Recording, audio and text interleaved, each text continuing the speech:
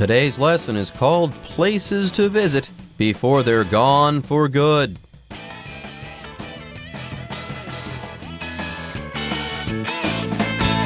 Hello, everyone. My name is Jeff. And I am Roger. Today we're talking about traveling all over the world. Everybody wants to travel. We want to see the world, and we want to go to places so that we can remember them and take pictures and stuff like that.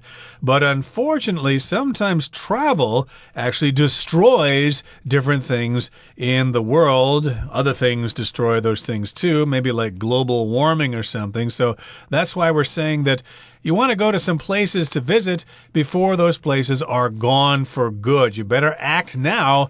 Don't miss this exciting offer.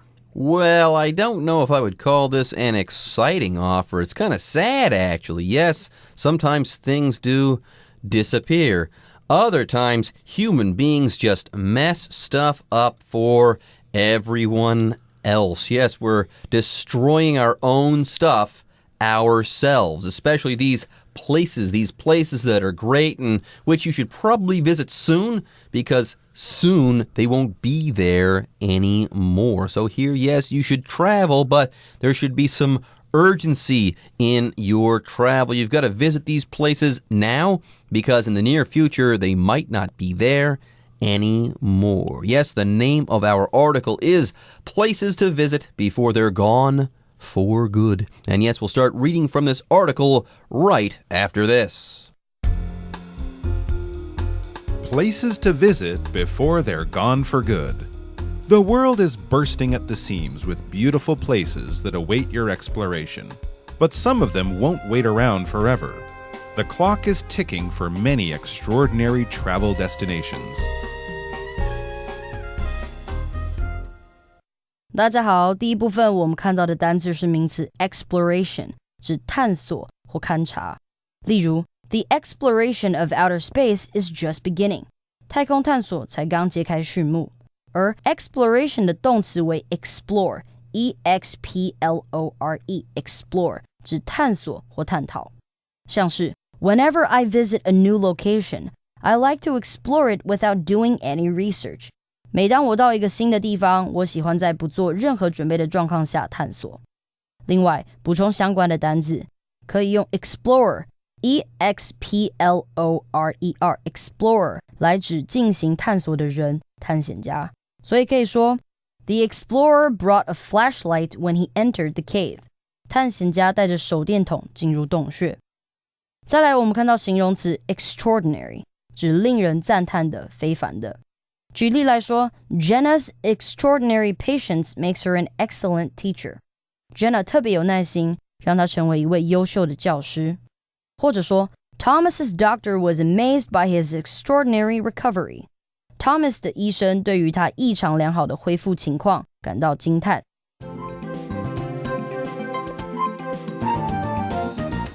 Okay, so we're talking about some places in the world to visit before they're gone for good, before they're gone forever. So here in the first paragraph it says, the world is bursting at the seams with beautiful places that await your exploration, but some of them won't wait around forever. So here we've got a phrase to burst at the seams, which means there's a lot of stuff inside of something, and because there is so much stuff inside something, it's about to come out. It's about to explode. You could use this in all sorts of different situations. I could say Jamie is bursting at the seams with happiness because she got accepted into her favorite university. Bursting at the seams, about ready to explode. There you go, but here we're not talking about a person, but at the same time, we're still not being literal. Let's say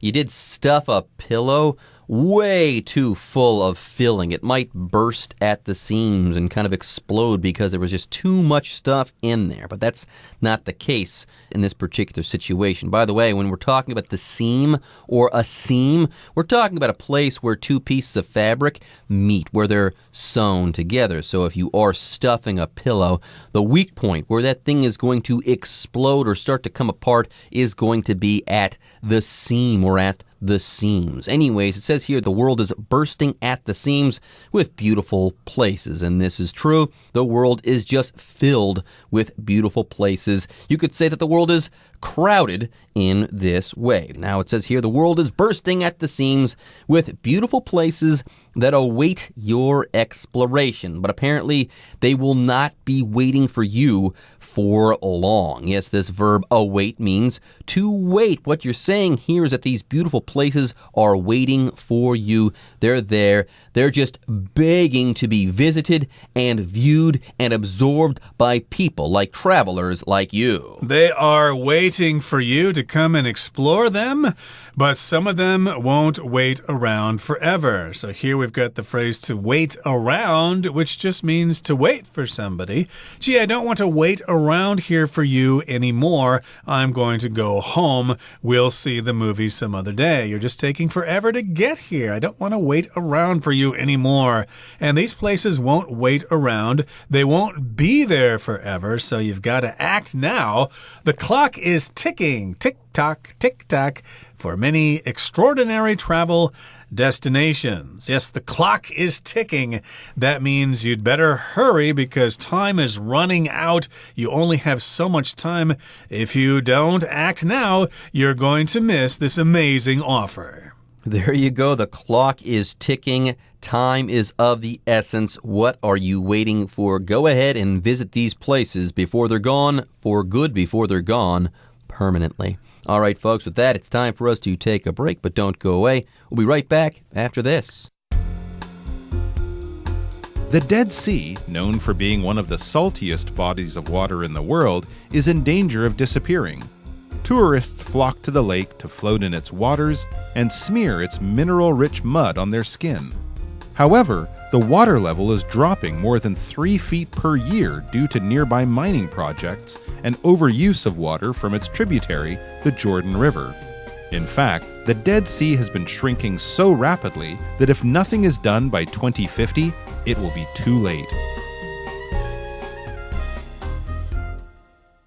第二部分我们看到动词 smear 有涂抹的意思，像是 He spent all day smearing paint on the wall for his new home. 他花了一整天的时间在他新家的墙壁上涂油漆。另外这个字也有模糊掉的意思，像是 The heavy rain smeared Claire's makeup. 大雨模糊掉 Claire 的彩妆。接着我们看到名词 mining 指采矿或矿业，像是 Tim's dad used to be in the mining industry. Though most people couldn't stand the working environment, he still loved his job a lot. Tim 的父亲曾经在矿业工作，即使大部分的人无法忍受那样的工作环境，他仍然非常喜欢他的工作。另外，补充与 mining 相关的单字 miner, M-I-N-E-R, miner 指矿工。我们可以说 The miner spent 8 hours each day underground, looking for gold. 这个矿工每天花8个小时在地底寻找金矿。再来我们看到一个单字 tributary, 这个字为名词，指河流或湖泊的支流。例如 The mountain snowmelt goes from tributary to the lake. 山上的融雪顺着支流流进湖泊中。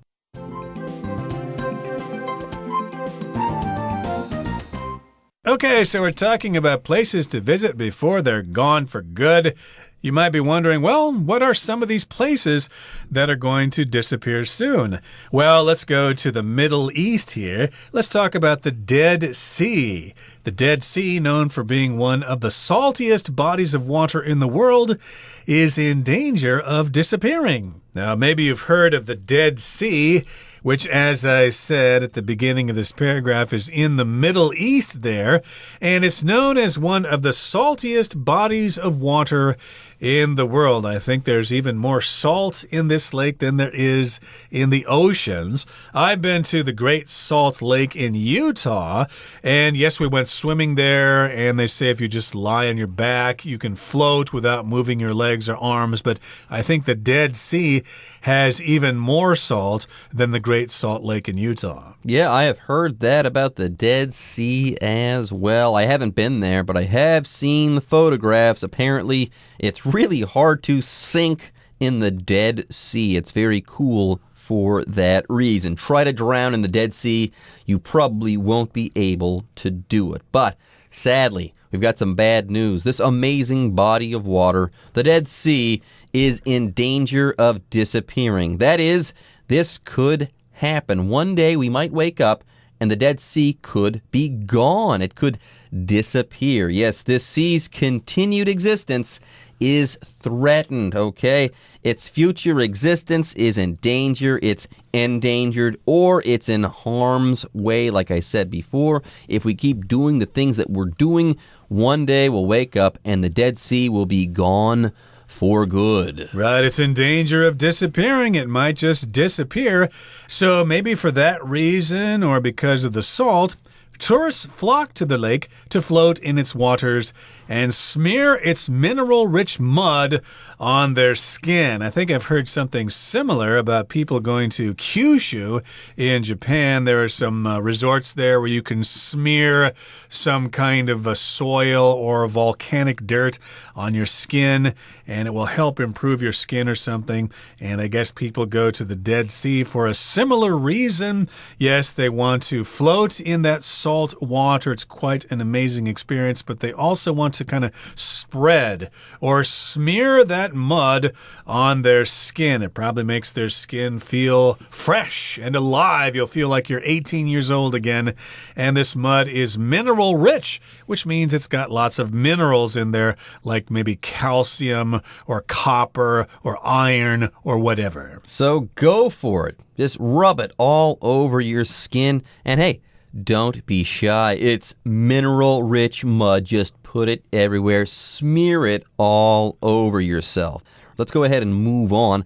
The next sentence says, however, okay, we're talking about the Dead Sea again.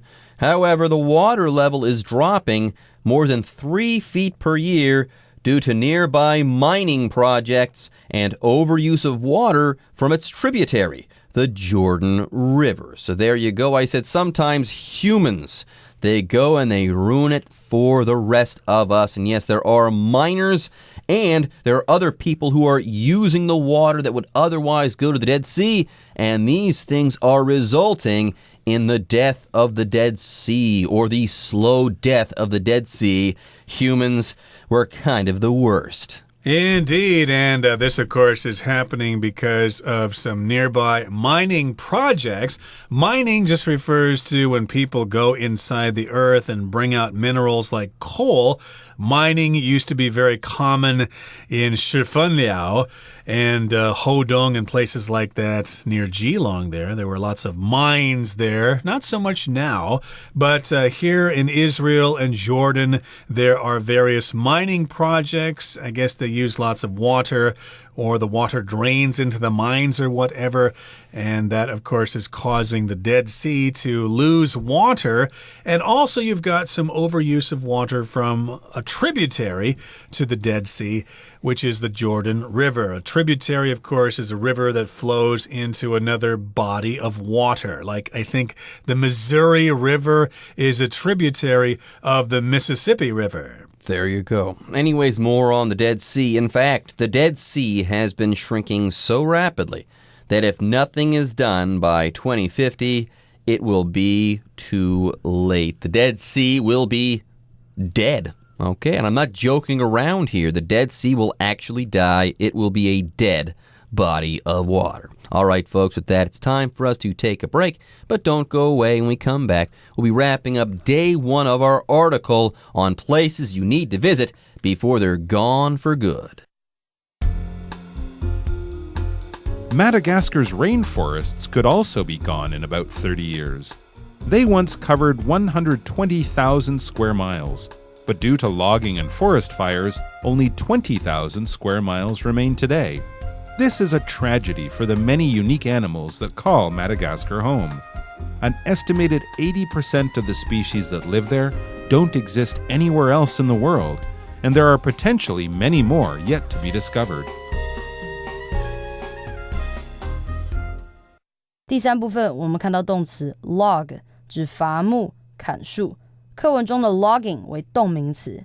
举例来说 ，If they log this forest, the animals will have no place to live. 如果他们砍了这片森林，动物们将无处可住。而 log 当动词时还有记录的意思，所以可以说 It is wise to log all transactions in which you are involved. 把所有跟自己有关的交易记录下来是件聪明的事。最后我们看到单字 potentially， 这个字是个副词，指可能的、潜在的。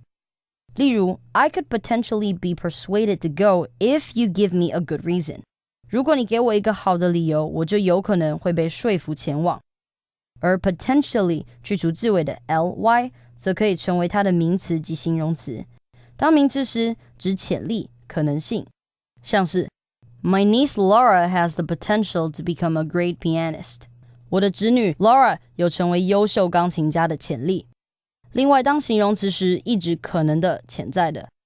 所以我们可以说 Taking this medicine can cause potential problems, so tell your doctor if you don't feel well.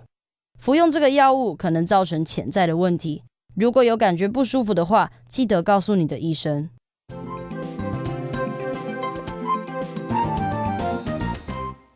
Okay, now that you've made your reservations to fly to Israel and Jordan to see the Dead Sea before it's gone for good, here's another place you can book your tickets for, Madagascar. That, of course, is a large island off the southeast coast of Africa. Madagascar's rainforest could also be gone in about 30 years. So here we've got a rainforest. Of course, rainforests are tropical forests like you see in Brazil or Indonesia, and in this case in Madagascar, but those rainforests are disappearing. They may be totally gone in about 30 years. The forests will be gone. What are we going to do then? Gosh, what are we going to do then? And by the way, these rainforests used to be pretty cool there in Madagascar. They once covered 120,000 square miles, but due to logging and forest fires, only 20,000 square miles remain today. So do the math. Over the years, because of loggers, people who are cutting down the trees in those rainforests, and also forest fires, only 20,000 square miles remain today. We've lost 100,000 square miles of rainforest there in Madagascar. How terrible. This is most definitely a tragedy. Yes, this is a tragedy for the many unique animals that call Madagascar home, and I'm sure it's a tragedy for all the people who live there in Madagascar as well, except for the loggers who seem to be making tons of money off of logging in these forests. Anyways, before we move on, let's talk about the word tragedy. A tragedy is a bad thing. A tragedy is an unfortunate event that causes suffering or death. Like there was a tragedy in the United States at the end of last year. A hurricane rammed through northern Florida. It was a very big tragedy, and many people lost their lives. Right, or the 9/21 earthquake way back in 1999 here in Taiwan was a big tragedy. Lots of people lost their lives, and many buildings and property were destroyed. That was a tragedy. And this is a tragedy for Madagascar because they have many unique animals there that you can't find any other place. What's that famous animal in the movie Madagascar? I believe there are lemurs and also Fusa, I believe, but don't quote me, but I know lemurs are definitely there, or they're native to Madagascar. Right, they sang that song, I like to move it, yeah. Imagine we'll never be able to hear that song again if these rainforests in Madagascar disappear. It will be a tragedy for all those unique animals.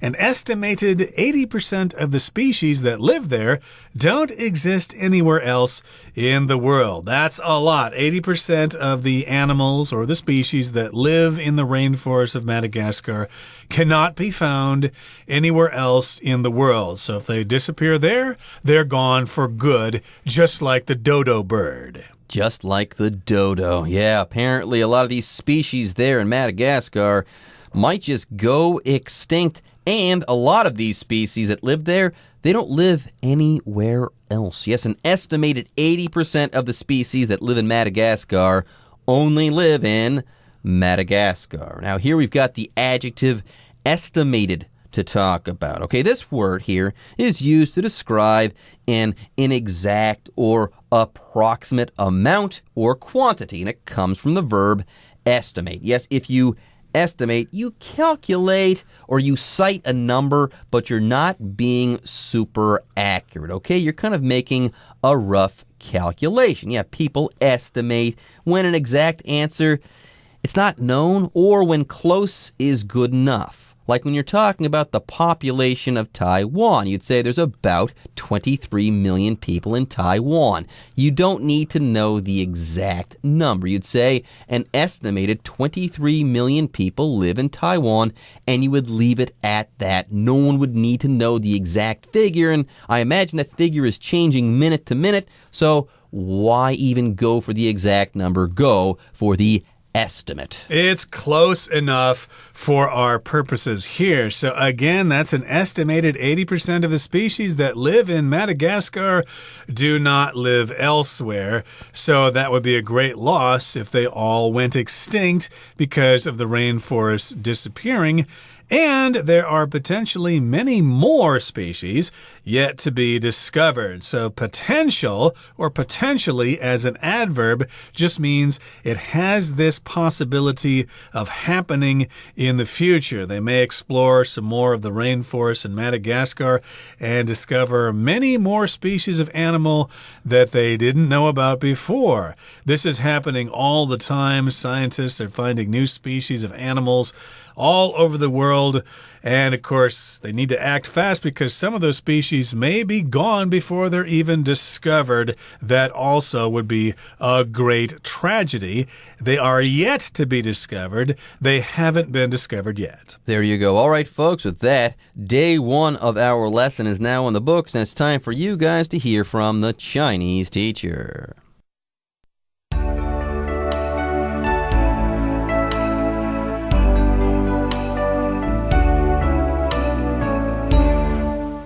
各位同学大家好，我是 Hanny。 世界上有非常多美丽的景点等我们去探索，不过有一些景点即将消失了，其中一个就是死海。课文第二部分的第一句提到 The Dead Sea, known for being one of the saltiest bodies of water in the world, is in danger of disappearing. 死海以世界上盐分最高的水域之一著称，它正面临消失的危机。好，句子里面的 known 之前省略了 which is。Which is known for being one of the saltiest bodies of water in the world. 这是一个非限定用法的形容词子句，用来补充说明它前面的先行词，也就是死海 the Dead Sea。 好，那我们就来学习以 which 引导关系子句的非限定用法。Which 当关系代名词呢，是用来代指是事物的先行词。那当这个先行词它是明确特定独一无二的事物时，你就必须用非限定用法，意思就是说你不用去限定它的范围了。那 which 的前面呢要加逗号， which 引导的关系子句是用来补充说明先行词。那如果这个关系子句它是在句子中间，要记得子句的前后都必须加逗号。举例来说， The temple which was built in the 18th century, is a popular tourist attraction in Bangkok. 那间寺庙是曼谷相当受欢迎的观光景点，它是在18世纪建造的。那这个例句里面的关系子句 which was built in the 18th century 是用来对先行词 the temple 做补充说明。那因为摆在句子中间，所以前后都有逗号。我们也可以把这个关系子句的关系代名词 which 还有 be 动词 was 省略，然后把句子简化成 The temple built in the 18th century is a popular tourist attraction in Bangkok. 好，另外要介绍的是 know 的常见用法。动词 know 它有认识知道的意思，那它的过去分词 known 可以当形容词来形容已知的。那常见的用法有3种，第一种是 be known for， 它表示以什么样的特色著称，以什么样的特质来闻名，后面要接名词或动名词。例如 The durian is known for its strong odor， 榴莲以它的强烈臭味而闻名。好，那么第二个用法是 be known as， 它是指说以什么样的名称或身份而为人所知，或者是说被称作什么，被公认为什么。好，那么后面接的名词通常是身份啊、职业或者是称号。例如 The durian is known as the king of fruits. 榴莲被称为水果之王。好，再来第三种是 be known to 加原形动词，这是说已知会做某事，大家都知道他会做某件事情。例如 The durian is known to have sharp thorns on its skin. 大家都知道榴莲的表皮有尖尖的刺。同学们敢吃榴莲吗？我现在不太敢吃了，以前还敢的。好，不管怎么样，以上是今天重点整理，我们来回顾今天的单字吧。Await. The entire country awaited the announcement of election results with a mixture of nervousness and excitement. Exploration. During the age of exploration, ships sailed the seas in search of new trade routes. Extraordinary. Lee chose to become a pet trainer because he has an extraordinary talent for working with animals. Tragedy. The sinking of the RMS Titanic in 1912 was a tragedy, with over 1,500 lives lost. Estimate. Experts estimate that there are about 1,800 giant pandas left in the wild. Potentially. Since the chemical is potentially harmful, it has been banned from all household products.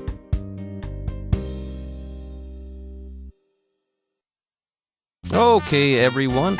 With that, today's article is now complete. But, as always, we sure hope that you guys have enjoyed reading along with us. Anyways, I'm Jeff. I am Roger. See you next time.